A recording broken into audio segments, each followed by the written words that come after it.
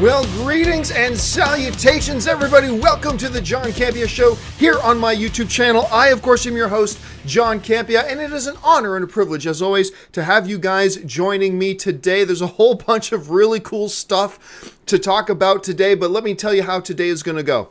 I've got a couple of items in the world of entertainment news that I've picked out that I'm going to talk about. Then I'm going to take the topics and questions that you guys have emailed into me. How do you get a topic or a question on the John Campea Show? It's really quite simple. Just email me anytime at john@thejohncampeashow.com. Once again, that's john@thejohncampeashow.com. And this is vital, guys. You got to make sure you put the word topic in the subject line. Also very important, make sure to keep your email to 90 words or less, or else I won't read it because I wouldn't even be able to physically fit it on the screen even if I wanted to. So after I take the email topics that you guys have sent in, I'm going to go over to the live viewers and I'm going to take some live questions near the end of the show from people who are watching the show live. If you're watching live, how do you get a question on? Easy. Make sure you're following me on Twitter and just tweet to me at John Campea. Just send out a tweet, start it with at John Campea, send it on out, and that way I'll see it. I obviously won't be able to get through all of them, but I do try to get through just as many as I possibly can. Now, with that out of the way, let me make a quick little announcement, a little programming announcement. You guys know that once a week on Tuesdays, I have, which is my favorite day of the week because it's Star Wars Talk Tuesdays, is on Tuesdays. Well, I've been wrestling with how do I talk about all the hero TV shows that I watch on television? You know, I've been watching Arrow again. Maybe that's a good thing. Maybe that's a bad thing. Watching Flash, obviously. Watching The Gifted. There's a number of hero shows on TV that I watch, and a good way to talk about all of them. Well, I've decided, finally, after talking to a bunch of people, that tomorrow, starting this Friday, that's tomorrow, a brand new weekly show that I'm going to be doing called The Weekly Hero, which is going to be a show, much like Star Wars Talk Tuesday, where all I'm going to talk about is running down the biggest news in superhero movies, but also recapping and talking a little bit about all the superhero shows, and of course taking your questions and things like that you guys send in. I'm really looking forward to it. I know a lot of you guys have been asking me to do a show like that, so starting tomorrow, The Weekly Hero arrives, and we'll see how that goes, so I'm kind of excited about that. All right, with all that out of the way, let's get into the first item of movie news. This came out yesterday. It has been revealed in certain reports through the Wrap and Variety that the Raid director, Gareth Evans, is currently in talks with Warner Brothers to possibly write and direct a Deathstroke movie that may or may not star Joe Manganiello. Now, many of you will remember that back when they were going to do a Batman movie with Ben Affleck based on a script by Ben Affleck, that Ben teased that he was going to have Deathstroke in his... He didn't just tease it, he pretty much revealed it. He showed a little clip of a piece of test footage that he shot, and that it was going to be Joe Manganiello. Now, a lot of us thought, hey, that's a good bit of casting, Joe Manganiello. I think he'll make a really good Deathstroke. Everybody loves the Deathstroke character. He's not a super well-known character, but everybody loves him. Could work out really, really great. And a lot of people were excited about it. Now, of course, that whole Ben Affleck project went the wayside. First, he wasn't directing it. Then they threw out his script. Now I think it's a 50-50 chance that Ben Affleck will even be in the movie, but we'll have to wait and see about that. So here we are now, and it looks like Warner Brothers is investigating doing one of these movies. Okay, now, just a couple points of clarification. Some people are reporting a Deathstroke movie is coming, and it is starring Joe Manganiello. It's very important to understand that neither the Raid director, Gareth Evans, has actually signed on yet, but it looks good because they're in talks with him. But it's also important to note this, that Joe Manganiello is not signed to play this. He could very well. I think it would be a very good piece of casting. I thought he was a good bit of casting when they announced it before. I still think it's a very good bit of casting. But let's be clear. Nobody has signed him yet. And he hasn't signed on yet. So right now, that's still a question mark. Looks good. Clearly, he's the front runner, but it's still a question mark. So let's just put that in perspective right now. Is this a good idea? It's difficult to say. And you know what? I still think even though Warner Brothers is investigating it and they're in talks with a guy to sign to write and direct, it's not a 100% guarantee it's going to happen. I think Warner Brothers, I mean, we've all talked about this, and I think we all know this. Warner Brothers right now, they are in a little bit of a wait and see kind of situation with how things are going to work out with Justice League. Now remember, just because, one of the big trades found out this information and broke the information, that doesn't mean Warner Brothers was ready to come out and announce it. I bet Warner Brothers would have rather this news not come out right now. Because it does feel like every single week we're hearing about a new Warner Brothers DC project. And half of those aren't going to ever see the light of day.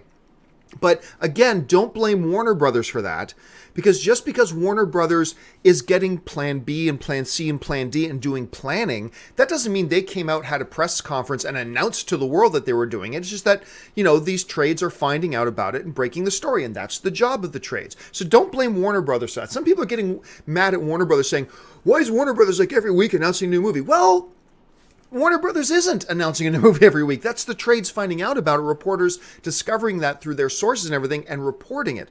Don't blame Warner Brothers. Don't blame Warner Brothers for being prepared. And on yesterday's show, we talked a little bit about the fact that, hey, Fox is, or at least the producers from Logan, are getting a X-23 script put together.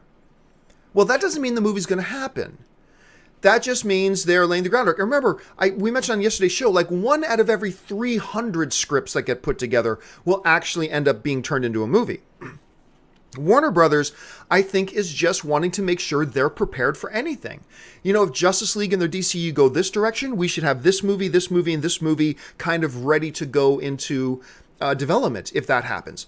If Justice League goes and our DCEU go in this direction, well, then we should have this ready and this ready and this ready to go into development just in case that happens. Don't flip out. I think just Warner Brothers is doing the smart thing, which is making sure they're very prepared for any eventuality. And clearly, they've got to at least feel good about Deathstroke if they're already talking to Gareth Evans for the raid. Now, let's talk for a minute, assuming... let's just for a second play pretend. Let's just assume and put on our pretend hats that Deathstroke is absolutely, it's locked, it's going to be moving forward. What do we think about that? I think it's a good move. I think Deathstroke is one of those characters who will resonate and connect with a lot of audience members who are not comic book fans. That's the key. Is this a character that will connect with people who are not comic book fans? Is this the type of character that non-comic book fans will run out and see in the theaters?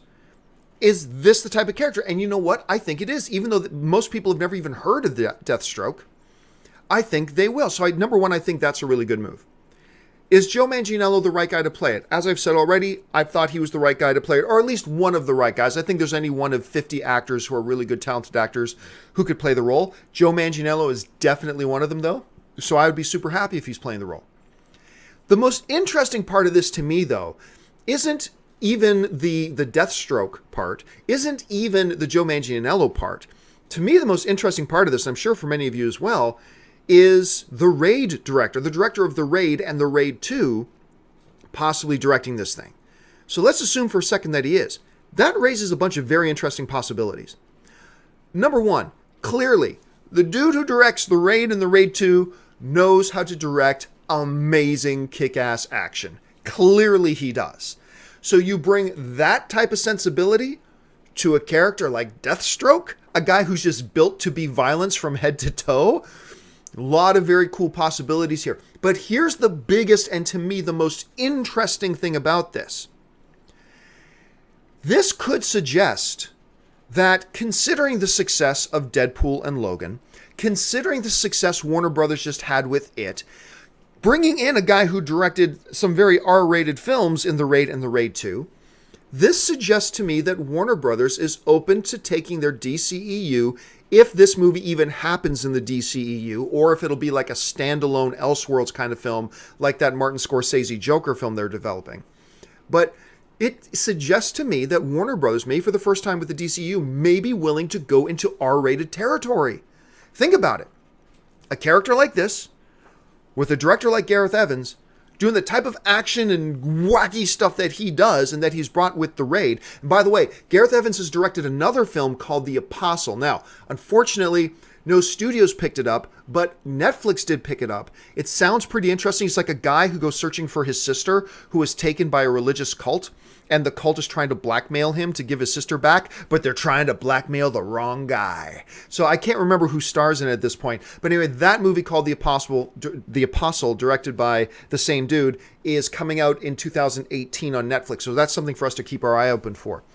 But could they be heading in the direction of an R-rated thing? And if so, is that the right move? Interesting. It's an interesting move. But again, we've seen it work with Deadpool. We've seen it work with Logan. We've seen Warner Brothers starting to have some success with their R-rated material. Maybe with this type of character and this type of director, that's the direction they can go. My question for you guys is this. Let's look, understand that I said, look, it's not a lock that this movie's even happening. It's not a lock that Evans is even going to direct it. And it's not a lock that Joe Manganiello is going to do it. But let's assume for a second that it is, that all that is true. How do you feel about that? Do you like the idea of them, making this movie with this group of people and potentially even making an R-rated movie? Are you one of those people who goes, hey, look, The Dark Knight, Christopher Nolan's Batman film, show you can be dark and gritty and edgy without having to be R-rated? What do you guys think? And also, give me an over-under. You guys, give me an over-under percentage chance of where you would put the over-under number for this even happening, just based on the stuff you're hearing at this point. I'm curious to hear what your guys' thoughts are on this right now. Jump into the comment section and leave your thoughts. All right, let's move on from that. I'm sure a bunch of you guys are going to ask more about it in the live thing when we get there too. The next question today, or the next topic, I should say, before we get to the questions, is this. This is exciting to me because I did not know if it was going to happen.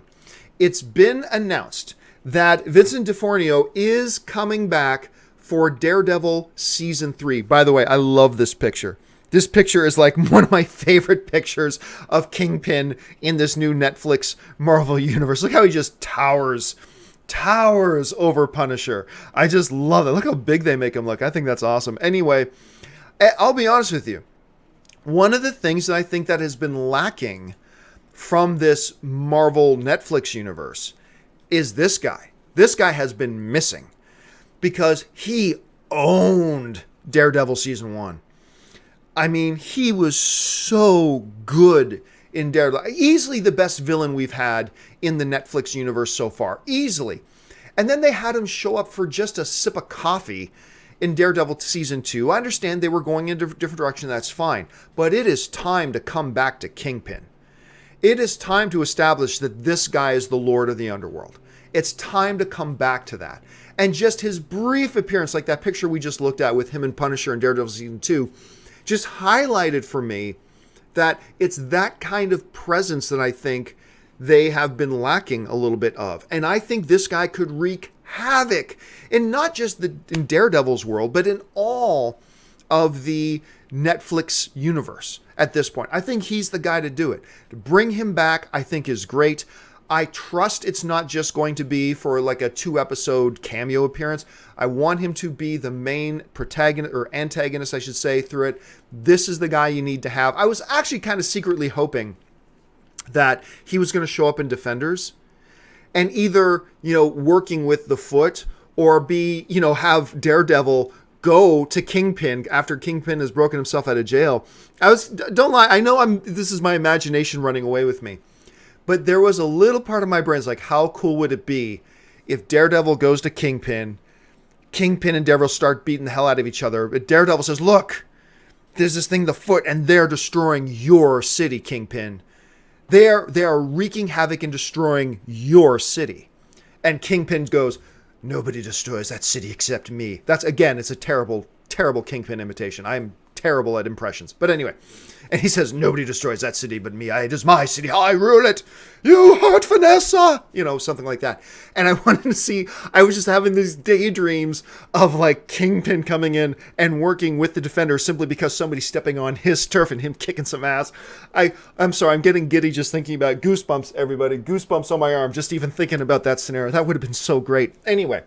So yes, for me, obviously, incredibly excited by this news. I think this pretty much puts a lock on it. Daredevil Season 3 is going to be awesome. It was probably going to be awesome anyway, but now it's just kind of a guarantee lock. I'm very excited. What do you guys think? Do you think I'm overrating the Kingpin character? Were you maybe not that impressed with him in Daredevil Season 1? That's totally fine. All the entertainment is subjective. Jump into the comments section. Let me know what you guys think.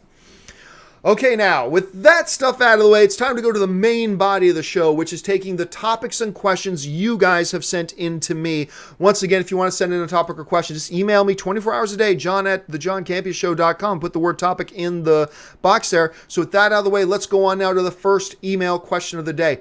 And the first email question today comes to us all the way from Charles Anderson, who writes, why in Hollywood don't we see a lot of interracial movies where the male role is of another race? Some movies may have an Asian actress with a white actor, or another female from another race with a white actor, but very few have a male actor from another race with a white actress. It's kind of true. Why do you think that is? Keep bringing the filthy. Well, thanks a lot for the question, man, and sending them in. And yes, one of the rarest things we see in movies is like this scene right here, where we have, I think this Love Actually, where we have the amazing Chiwetel Ejiofor with the highly underrated actress Keira Knightley. And it's very rare that we see this type of an interracial, this type of a mixed couple. Now, we see some mixed couples in Hollywood. It's still not all that often, but quite often it's usually a white actor with a black actress or an Asian actress or some other ethnicity of an actress. Usually it's that way, but they usually go with the male white and then the female of a different ethnicity. It's very rare. This scene that you're looking at right here is a very rare occurrence in the movies. Why is that? I think there are three contributing factors as to why. Some of them, one or two of them, very reasonable. One of them, not reasonable at all. So let's start with one or two of the reasonable ones, okay? One of the reasonable ones is, and I can only speak from my experience, okay? I'm only speaking from my experience. My experience, Canadian dude living in LA, very limited, finite experience. But I think it's relevant to the conversation. I know that, and I started racking my brain about this morning, but I think out of all of my friends, all of my like African-American friends, I think all of them have black girlfriends. I think, except for one. My buddy Thomas got married to his wife now, and I believe his wife might be Middle Eastern. I'm trying to remember what her actual ethnicity background is, but anyway, aside from that, my other 6 buddies, like, they're all dating African-American girls. Nothing wrong with that. Who cares? That's just my experience. Like I said, again, my experience is such a limited window of experience. It's not like I have 500 best friends. It's a limited thing. Your experience might be different than mine, but I think that's one of the things. I think the second, more innocent reason we don't see this type of a situation in movies more often is because of how many roles, or lack thereof, get given to black actresses in Hollywood. And I think there's a legitimate argument to be made that there are so few roles and decent roles being given to black actresses in Hollywood that if you have a scenario where you have a black male lead and you don't make his love interest or his wife character or his girlfriend character or whatever a black actress, that could raise some people's ire and get some people upset, saying, you finally have a role here that you could legitimately give to a black actress. Why are you giving it to somebody else? Why not give it to a black actress? I think that's a legitimate thing that would come up. There are so few decent roles that Hollywood actually gives out to black actresses that I think when the opportunity comes along to give, that would make sense to give it to a black actress. I think a lot of studios and casting people in Hollywood want to default to giving that particular role to a black actress. Okay, I get that. There's some rationale behind that. I'm on board with that.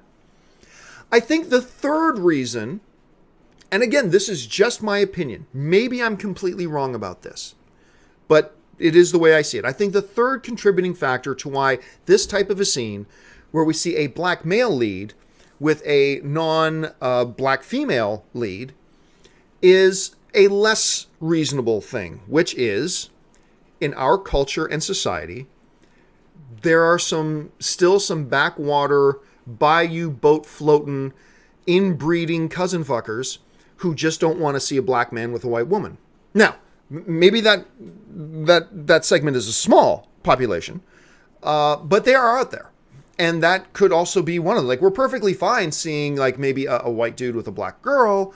We're more, but even some people aren't comfortable with that, which is, what can you say? Our culture still has a long way to go.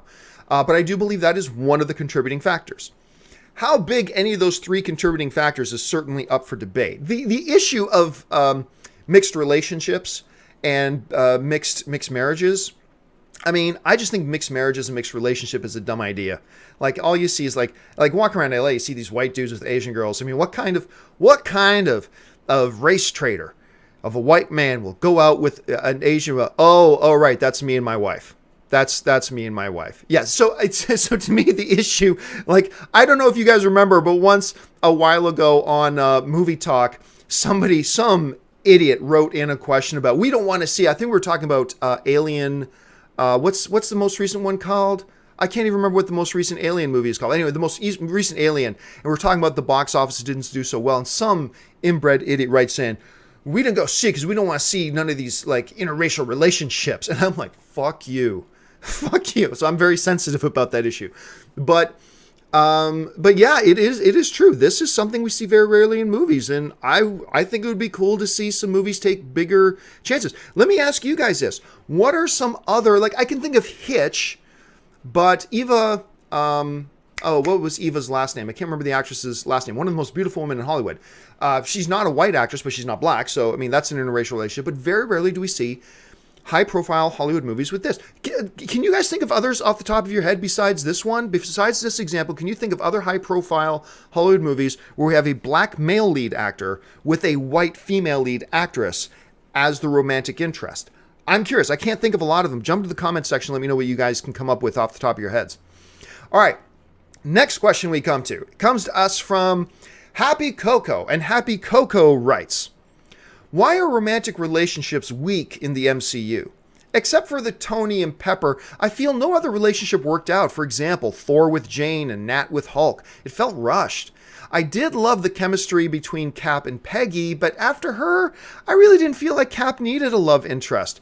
Thanks a lot for the question, man. And you know what? I am right there with you. I do not go to my superhero movies to watch love stories. I don't. Deadpool, one of the few things where I actually felt the chemistry and connection, and I felt the love between the hero and his love interest. That's like one of the few. This one as well, I agree with you. Tony and Pepper. I love the dynamic between Gwyneth Paltrow and Robert Downey Jr. I love their chemistry on screen.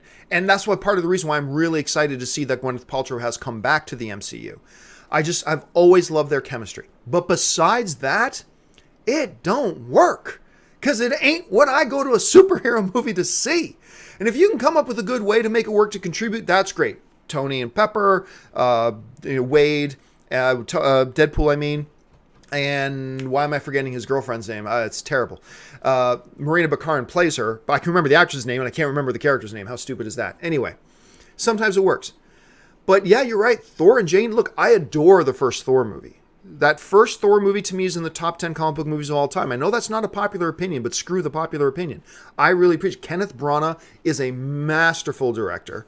And I think what he did with that movie was spectacular. But even though I love that movie, the Thor Jane never felt the chemistry, never cared about it.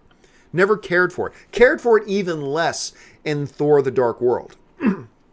Like even in Captain America Civil War. Like Captain America and Peggy's granddaughter or aunt or whatever she is to her. Just say all of a sudden they're kissing and it's like, what? I've never felt any chemistry between them. They seem like they liked each other, but as in friendly ways. And then all of a sudden they're kissing. It's like, this doesn't work for me. I mean, it made for a really funny shot when he kisses her, then he looks back and he sees, Winter Soldier and Falcon in the car both going like that. Okay, yeah, that was a funny scene. That was great. But that's a whole romantic relationship that does not work. Look, and it's not just confined to the MCU. Go over to like even the DC movies. Like if you want to like go back to like I never felt, even in Nolan's masterpiece movies, his Batman movies, I never felt the chemistry between him and Rachel. Never felt it. I think Man of Steel, one of the top 10 greatest comic book movies of all time, a masterpiece of the genre. I think Man of Steel is. And even in that, while I think Henry Cavill is amazing, while I think Amy Adams is amazing, I never quite felt the chemistry. Never quite felt it. So it's not just MCU. I mean, I think this is a comic book movie-wide thing. I just wish they would put less emphasis on the romantic interludes and the romantic interests and stuff like that. I just wish they would focus more on the heroes. And every once in a while, if you can come up with something really compelling, like with Deadpool, like with Tony and Pepper, that's fine, then go for it. But let's stop. Come on, guys. Let's just stop putting in romantic relationships just for the sake of having a romantic relationship. Because you're right, too. That Hulk and Scarlet Witch, or Black Widow, I mean. Scarlet Witch, different thing. That Hulk and Black Widow, all of a sudden, there's like out of nowhere, there's a romance there. And I just never bought into it. Never bought into it. So, I don't know. Maybe you guys feel completely different about it. Jump into the comments section. Let me know what you guys think.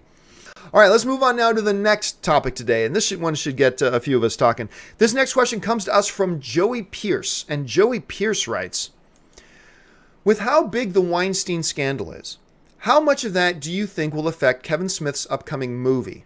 Will this incident push back or even worse, shut down the project? I'm a huge fan of Kevin, which is probably a huge understatement. I think he is absolutely brilliant. Being able to create your own connected universe is just unbelievable. Which one of his movies is your favorite? Well, I'll start with the last part of that question. I'm a big Kevin Smith fan. He's an inspiration to me, actually, to be honest. He's the reason. He's what inspired me to go ahead and make my own movies, was him. I find the dude hugely inspiring. My favorite film of his, beyond a shadow of a doubt, and I know most people go to Chasing Amy, and Chasing Amy is great, but my favorite film of his is not Clerks 1, but Clerks 2. Clerks 2 to me, because when I saw Clerks 2, not only is it ripping hilarious and funny, but it was talking about things that was hitting me with where I was at in my life at the time. You know, there's this really, one of the core central issues of Clerks 2 is, what do you put value? What things do you put value on? You know, you have one thing where it's like, okay, a guy is here in this place, and his best friends are here. This is where his life is. Oh, but he can move out of town and take a great job. That is a great job and a great move for his career. But which things do we put more value at? And I remember I was facing a situation like that at the time, trying to weigh out those issues. And I thought the way they dealt with it, amidst all the dirty and raunchy humor, was very heartfelt and felt very real to me. And I thought the dichotomy of that movie was brilliant. And I think because it's Kevin Smith, I'd rather do it up the ass, because it's Kevin Smith, a lot of people missed, I thought, the real beauty of the way he handled these bigger life questions in that movie amidst all the ripping, hilarious stuff. I just adore that film. Now, let's go on to what really is the meat and the bones of this particular question that you're sending in. He's got another movie coming out called, that's supposed to start shooting any time now, I think, called Jay and Bob Get a Reboot. And it's supposed to, I think, Jay and Bob going to Hollywood to try to stop them doing a reboot of Crunkman. And that's great. It's supposed to be coming out, all that kind of stuff. Well, now the Weinstein thing happens. How much of that is going to affect it? Well, I don't think it's going to affect it at all, to be honest with you, because as far as I know, the Weinstein Company isn't actually connected to this reboot. Here's the thing from the IMDb page that shows the production companies behind the film. You notice the Weinstein Company is not one of them. We got Smodcast Pictures, obviously, Deathstroke Films, obviously, and View Askew Productions, obviously.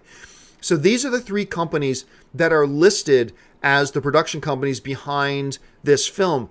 Therefore, I don't think the Weinstein controversy is really going to have any sort of impact. On top of that, even if the Weinstein Company was a production company on the picture and was putting up money for the movie to get made, remember, they fired Harvey Weinstein. He's not with the company anymore. I think the company's still moving forward and still going to produce pictures. So even then, I don't think it would have affected things too terribly much. Now, I know Kevin put out, I think, which was a very authentic, very well thought out tweet when the whole Harvey Weinstein thing came out. Instead of trying to separate himself from the Harvey Weinstein controversy, he just called it what it was. And I thought it was a great tweet.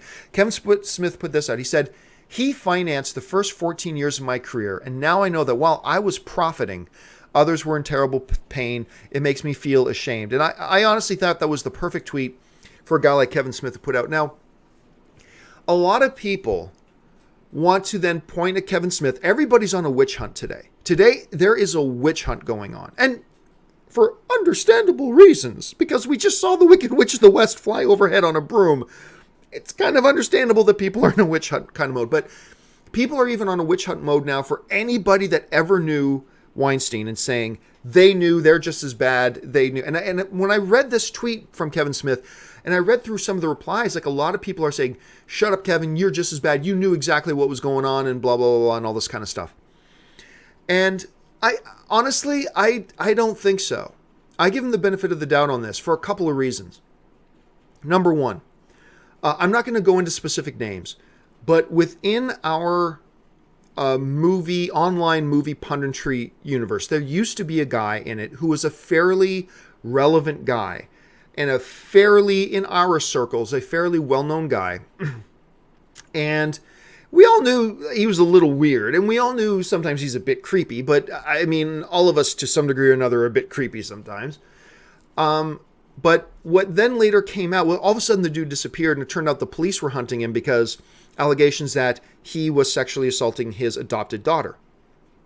Now, I can tell you this, none of us knew that. None of us knew that at all. And whether the charges were true or not, I can't say whether they were true or not. All I know is that there was a period of time when the police were hunting him and all that kind of stuff. And I knew at the time, none of us knew that. None of us remotely suspected that. You can have family members that are doing terrible things that you don't know about.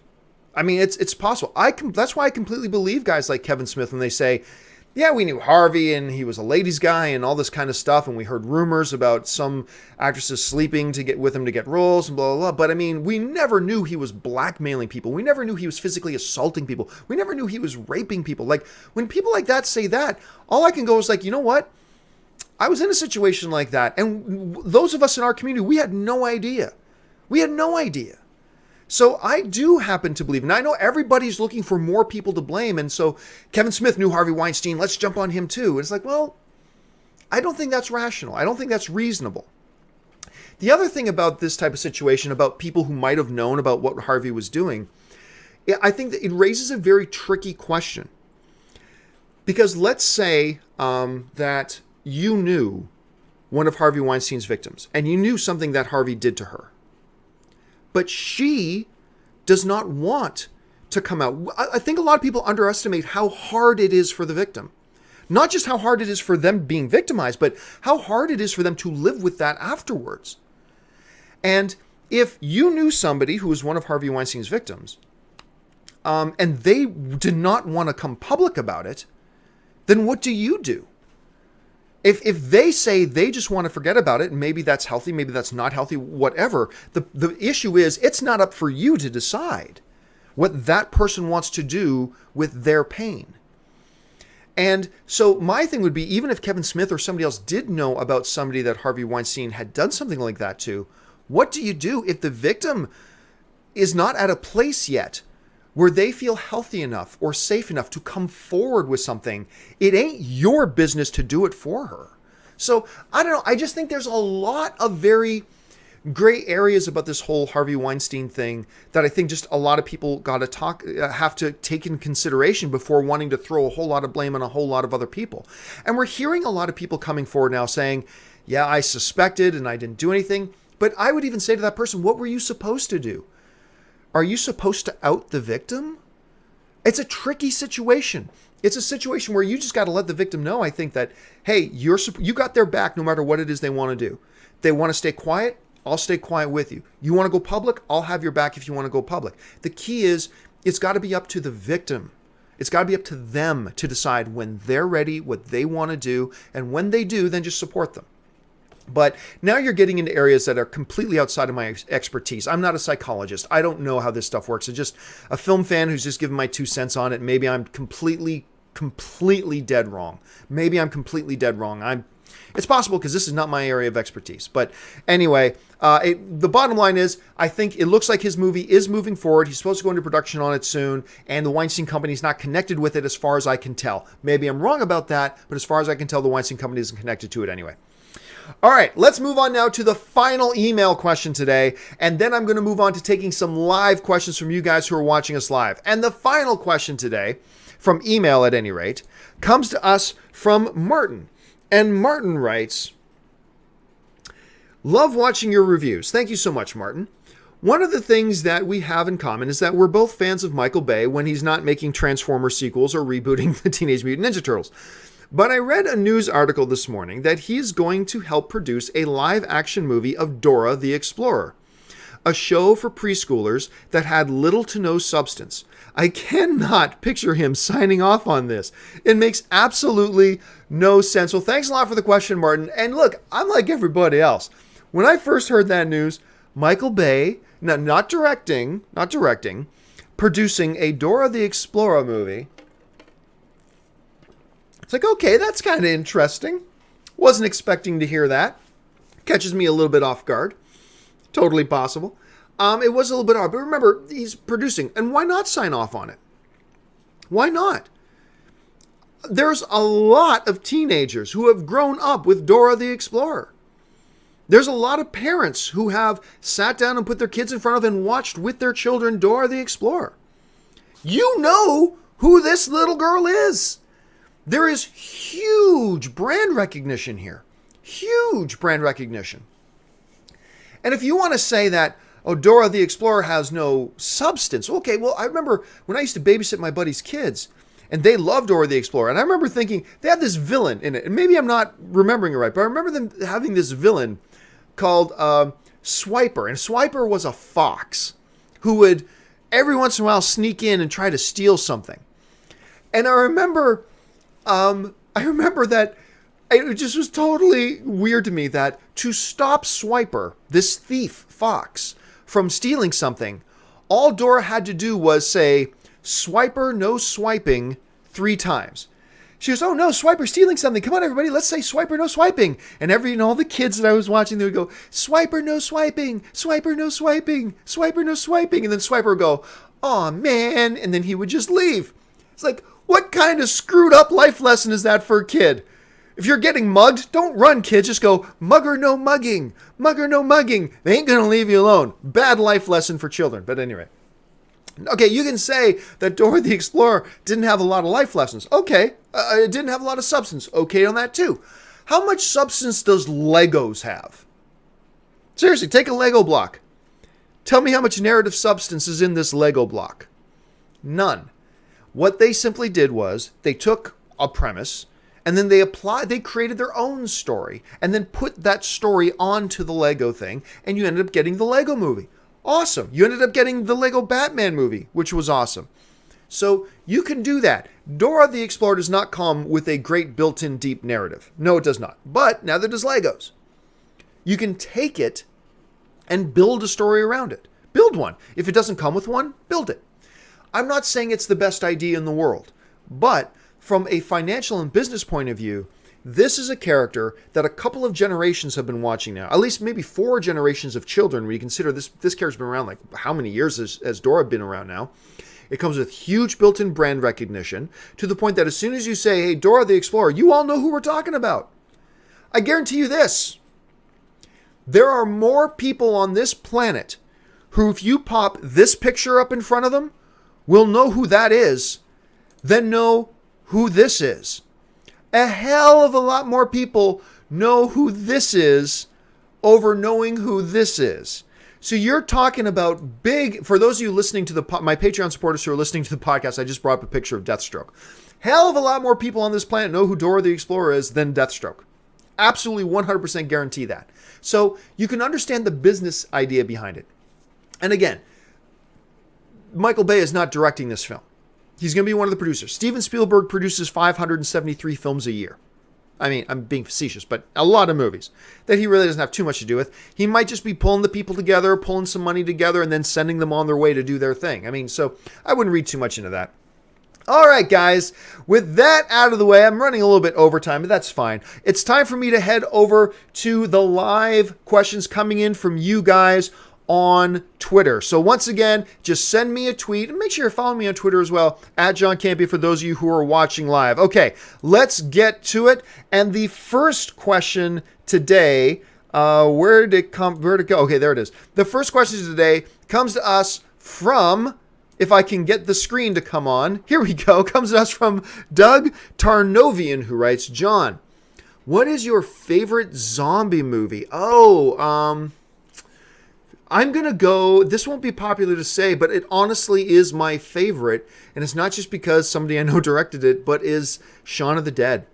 Shaun of the Dead, I just love it. There are several good zombie movies. Don't get me wrong, there's several very good zombie movies. But Shaun of the Dead was that first one that came out and was a great legit zombie movie, but also a great legit comedy. And I thought it was clever. I thought it was also a commentary on the whole zombie genre. So for me, Shaun of the Dead is my favorite. What's your guys' favorite? Jump into the comment section. Let me know. Okay, let's go on to the next one. This next one comes to us from DJLN18. Writes, John, what is the best decade in terms of films released? I don't know. I mean, I'd have to sit down and think about it and give it a lot of thought, but that's not something I can pull off the top of my head. I'd really have to think about it.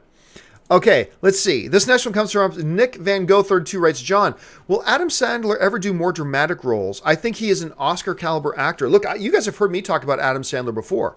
I'm sick and tired of his awful, terrible comedies, but I love him as a dramatic actor. Guys, I've recommended this movie to you before. I will recommend it again. It's a movie, I believe he did it with Don Cheadle.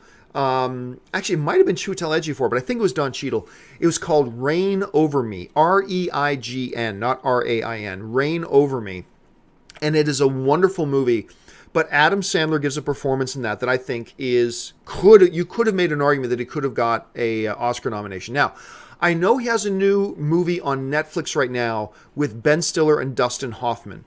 I can't remember the exact name of the film, but there are some people, I have still not had a chance to watch it. A bunch of people are saying it's really good and Adam Sandler's really good in it. You're right. I think he is a great dramatic actor. I really wish he would stop with the crappy comedies he's been making. And look, Adam Sandler has made some of the all-time great comedies, but that hasn't happened in a long time. His last 6 or 7 comedies have been just garbage. Maybe even more than 6 or 7 have been total garbage, if you want to count the Netflix dreck that he's been making too. But he's got so much natural dramatic acting talent. It's actually scary. I would love to see him go more. I'm hoping maybe after this, maybe if he gets some more critical acclaim for this new Netflix movie he's done with Dustin Hoffman, maybe him and his agents will finally go, you know what? Screw it. Let's really go for it these next couple of years and really go for some juicy dramatic roles and let's see what happens. I would love for him to do that. Let's see. This one's coming to us from Funko Marvel fan saying, John, Michael Bay already left the Dora project. I didn't hear about that, but I wouldn't be surprised. That's totally fine too. All right, the next question comes to us from Matt Yamasaki. And Matt Yamasaki writes, John, what is the typical press screening like? Well, it's funny you should ask. I'm actually going to another typical press screening tonight. I'm going to go see Thor Ragnarok for the 3rd time. Yes, for the 3rd time, I'm going to go see Thor Ragnarok tonight. But tonight's the first time I actually get to bring Anne with me. Because Anne had been away the first couple of times I saw Thor Ragnarok, and I'm really excited for her to watch the film. So I'm going to go watch another screening of Thor Ragnarok tonight. Typical press screening is really, it's really nothing fancy. Normally, here's what happens. They just send you a date and a time at a certain movie theater. And like tonight, I'm going to a movie theater in Hollywood. It's just a standard public movie theater. And, you know, the movie's at a certain time. And I show up about a half hour early. There's usually in the foyer of a movie theater some little desk with 2 people just sitting behind it with a list. And you just go walking up to the desk, say, hey, I'm here for such and such screening. And they'll go, great, what's your name? If I don't already know who they are, who the PR people are. And I'll say, Campea, C-A-M-P-E-A, always got to spell my last name. And they'll, great, do you have a +1 with you? I'll say, yes, I have a +1 with me. Great, just head on in, it's in Theater 5. And it's nothing more fancy than that. It's really just that simple. Sometimes they treat us, and when we check in and say Campea, C-A-M-P-E-A, they go, great, go on in. And by the way, here's your coupon, here's your pass for free concession stands. And you get a free soda and popcorn. Those are my favorites. I'm so easily amused. I am so easily pleased. Free bag of popcorn? Yeah, so I get really excited about that. It doesn't make me love or hate the movie any more or less, but I always love my mouth's starting to water thinking about the free popcorn. Sometimes it's a little bit more special. Like they'll have it at, like the first Thor Ragnarok screening I went to was actually at the Disney lot. And every once in a while, like Warner Brothers will have a screening on the lot. I really love visiting the lots. I go to the Warner Brothers lot a lot. They invite me over a whole bunch. I go to the Disney lot many times. They invite me over. Go to the Fox lot many times. They invite me over. And I always get this, because I'm a big movie fan, obviously. And I love showing up on these lots, these historic lots where you know some of the greatest motion pictures of all time have been put together, and walking through, like going onto the lot at Paramount is a really special experience. Like Paramount, which is right in Hollywood, it's the only one of the major studios that's still right in Hollywood. And you're just overwhelmed by it. Going to the Warner Brothers lot or going to the Disney lot. So sometimes that's got that little bit of extra thing, but even then it's not all that special. You just show up to the security gate, give them your ID. I'm John Campea. I'm here for this screening, and they'll check my ID and say, okay, go ahead, park over there. And the screening room is over there. And you just go in and watch the movie, and then you leave. So really, press screenings are not all that. Press screenings are just not all that. I mean, they're fun because you get to see the movie, but they really don't do anything too terribly special with it. Okay, let's try this one. This one comes to us from Elijah 1989-930, who writes, John, hey, John, do you think a Spider-Man sequel is the best movie to kick off Phase 4? How would I know? No idea. I won't know till after I see Avengers Infinity War. That's the only way we'll actually know. I mean, didn't Ant-Man kick off the new Phase 2? I can't even remember. But who cares? As long as they put out a good movie, whether it's a Spider-Man movie, whether it's a new Iron Man movie, whether it's a Falcon movie, whether it's a Vision and Scarlet Witch movie, whether, I don't know, who cares? I mean, as long as they put out a good movie, it doesn't really matter what they kick off. And even if you want to talk about in terms of what is the most naturally flowing movie to do to kick off Phase 4 after Avengers Infinity War, that's an impossible question to answer until we see Avengers Infinity War. Because right now we have no idea what that movie is really even going to have for us. So once we see that movie, we'll be able to have a better idea. All right, next question comes to us from Heston Roberts, who writes, do you think studios include romance in superhero films to appease female audiences? I know many who won't watch films without it. That's certainly possible. That's the common argument, is that you got to have a romance in there to appeal to the ladies. Well, one of the things that I think that Hollywood is starting to clue in on, guess what? A lot of the ladies out there who love these movies don't need romance. And they won't tell you they need romance. Now look, romance in a film is just another tool in a director's belt. If you can use romance and use it right, I've got no problem with it. I just don't feel like in a superhero movie, it's really needed. We're here to watch the superheroes do certain things. Like when I go watch Captain Marvel, whenever I get a chance to do that, I'm going to go watch Brie Larson, kicking some ass as Captain Marvel. I'm not going there to watch her fall in love with Nick Fury. Hey, there you go. There would be a black lead male with a female white. There we go. You're welcome, Hollywood. I just solved 2 problems with 1 answer. You're welcome. Anyway, I'm not going to watch Captain Marvel fall in love. I'm going to watch Captain Marvel kick ass. When I go watch Captain America, I'm not going to watch Captain America fall in love. I'm going to watch Captain America stand up for truth and liberty and the American way and do all that good stuff. That's what I'm going to watch him do. So it's just not a necessary thing. But again, we've seen it work. It can work.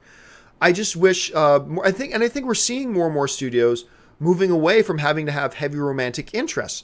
There are a couple of upcoming comic book movies, I won't say which ones, but that don't have an important romance at the center of it. And I think you're going to be very pleased and happy when you see those work out. So I think it can work just fine. Let's see. This one comes to us from A.R. Peterson, 1996, who writes, John, what are your thoughts on a Yoda standalone movie? There could be so much involved, and I think it would be cool. Love your shows. I have no interest in a Yoda standalone movie. None. If they made it, I would go see it because it's a Star Wars movie. So of course I'll go see it, and of course I'll be excited to see it. But honestly, I've said this a million times. I have no more interest in covering ground we've already gone over. We've seen Yoda in 7 movies now, or 6 movies, however movies he's been in. We've seen him in the cartoon shows. I'm Yoda'd to death. All right? There are a million other stories you can tell in the Star Wars universe. Must we always just go back to the characters we've already seen and already talked about? There are 85 trillion beings in the Star Wars galaxy. Must we come back to the same 5, 6, or 7 every single flippin' time? So, no, I'm not interested. I don't want them to do a Yoda movie. If they did it, I'll be there like a goof on opening night with my popcorn and soda, being excited to watch the movie because it's Star Wars, and that's how I'm wired. But in advance, if you're going to ask me, not interested. Not interested at all. And I understand a lot of you guys would be. That's cool. That's awesome. But I'm just saying, for me, it's not something I'd be into. All right, let's go to this one. This one comes to us from EasyBoy6, who writes, John Campea, do you think Lois's ring will bring Superman back? Looks like it from the trailer. Honestly, brother, I think you're looking a little bit too much into that. I think the ring is just a fun little thing. It's a part of a dream sequence she's having. Maybe it's not a dream sequence, but I think it looks like that stuff we see in the trailer is most likely from a dream sequence that she's having, and then she wakes up from it. No, I don't think there's magical properties or powers in her ring. Look, the end of Batman versus Superman, we already saw the process of him coming back to life starting. He's in the coffin, and then just like that scene from Man of Steel when he puts his fist down on the ground and the rocks and everything start to rise off the ground, we started to see that. They gave us a split-second glimpse of that in the coffin, and the dirt on his coffin starting to shake and rise. So the process of him coming back to life starts.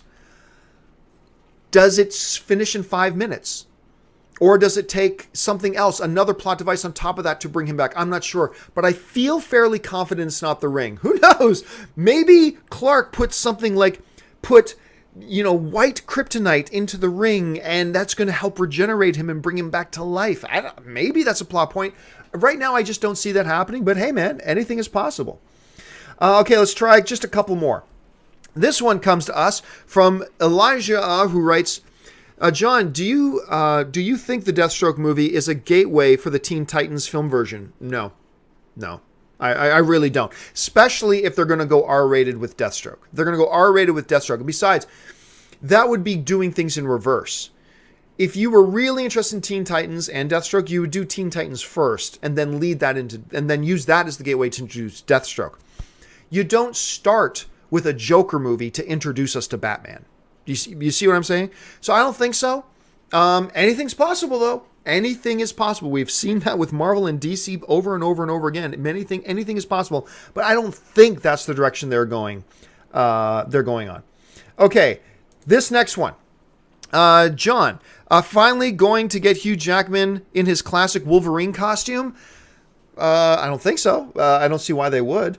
Let's see. Next one comes to us from B. Dormammu, who writes, John, heard any news on the Infinity War trailer? Nothing official.